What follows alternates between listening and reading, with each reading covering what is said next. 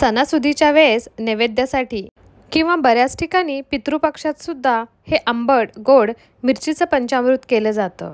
तर फक्त तेव्हाच नाही, इतर वेळेस सुद्धा आपल्याला तोंडाला चव नसेल तर आपण हे आंबट गोड आणि झणझणीत असं मिरचीचं पंचामृत बनवू शकतो। तर हे पंचामृत बनवण्यासाठी आपण सर्वप्रथम अर्धा वाटी शेंगदाणे व्हिडिओत दाखवल्याप्रमाणे छानपैकी ड्राय रोस्ट करून घ्यायचे। शेंगदाणे थोडेसे अर्धवट भाजून झाले की त्यामध्येच अर्धा वाटी आपण पांढरे तीळ ॲड करायचे। तीळ भाजण्यासाठी जास्त वेळ लागत नाही म्हणून ते नंतर ॲड करायचे। 2 मिनिटं दोन्ही भाजून घ्यायचं आणि गॅस बंद करून घ्यायचा। तोपर्यंत छानपैकी आपण हिरव्या मिरच्या स्वच्छ धुवून घ्यायच्या। ह्या ठिकाणी मी जास्त तिखट अशा मिरच्या वापरल्या होत्या। तुम्ही तुमच्या आवडीनुसार कमी तिखटवाली हिरवी मिरची सुद्धा वापरू शकता।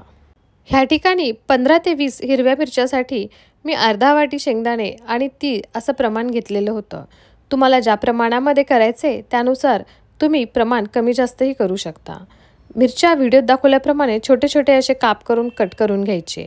त्यानंतर कढईमध्ये तेल गरम करून घ्यायचं। ह्या ठिकाणी तेल थोडं जास्त टाकलं तरी हरकत नाही, कारण हे पंचामृत आपण 8 दिवस स्टोअरसुद्धा करून ठेवू शकतो। तेल गरम झालं की त्याला खमंग अशी मोहरी, जिरे, कढीपत्ता आणि थोडंसं हिंग टाकून फोडणी करायची। त्यानंतर कट केलेल्या हिरव्या मिरच्या ॲड करून त्याला 2 ते 3 मिनिटं परतून घ्यायचं।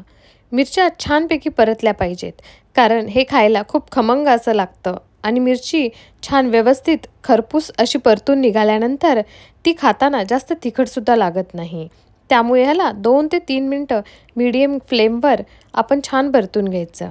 नंतर त्यामध्येच अर्धा चमचा हळद, 1 चमचा लाल तिखट, ह्या ठिकाणी हे बिलकुलही तिखट असलेलं तिखट नव्हतं, फक्त रंग असलेलं तिखट होतं, आणि अर्धा चमचा धने पावडर आणि जिरे पावडर।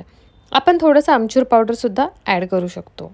2 मिनिटं हिरव्या मिरच्या मसाल्यामध्ये छानपैकी परतून घेतल्यानंतर शेंगदाणा आणि तीळ त्याच्यामध्ये थोडासा कढीपत्ता टाकून मिक्सरमधून त्याची पावडर बनवून घेतली होती, ती सुद्धा आपण फोडणीमध्ये ॲड करायची आणि त्याला व्यवस्थित 1 ते 2 मिनिटं परतून घ्यायचं।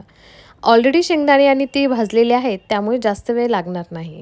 परतून घेतल्यानंतर त्या ठिकाणी अर्धा वाटी चिंचेचा कोळ, चिंच ही थोडा वेळ कोमट पाण्यामध्ये भिजत ठेवली होती, अर्धा वाटी चिंचेचा कोळ ॲड केला आणि 1.5 वाटी पाणी ॲड केलं। ह्या ठिकाणी आपली मिरची छानपैकी शिजली पाहिजे आणि फोडणीसुद्धा एकदम खमंग अशी बनली पाहिजे। आणि पंचामृत हे जास्त ड्राय नसतं आणि खूप जास्त ग्रेव्हीवालं पण नसतं, त्यामुळे 1.5 वाटी पाणी आणि अर्धा वाटी चिंचेचा कोळ तो ॲड केल्यानंतर अर्धा वाटी आपण गूळही ॲड करायचा। मस्तपैकी आंबट गोड तिखट असा ह्या पंचामृतचा फ्लेवर असतो। शेवटी चवीनुसार मीठ ॲड करून घ्यायचं आणि त्याला 1-2 मिनिटासाठी फक्त झाकून ठेवायचं। मीडियम गॅसवर आपण बघू शकतो व्हिडिओमध्ये की आपलं खमंग असं पंचामृत बनून तयार आहे। व्हिडिओत दाखवल्याप्रमाणेच त्याची काही कन्सिस्टन्सी असते। आपल्या आवडीनुसार आपण पाण्याचं प्रमाण कमी जास्त करून त्याची कन्सिस्टन्सी मेंटेन करू शकतो। आणि हे एक झटपट बनणारं तोंडाची चव वाढवणारं पंचामृत आपण 8 दिवस फ्रीजमध्ये स्टोअरसुद्धा करून ठेवू शकतो। कधीही आपल्याला वाटलं तेव्हा आपण चपाती, भाजी, भाकरी किंवा वरण भातासोबतसुद्धा आपण हे तोंडी लावू शकतो। व्हिडिओ आवडल्यास लाईक करा। थँक्यू। एन्जॉय।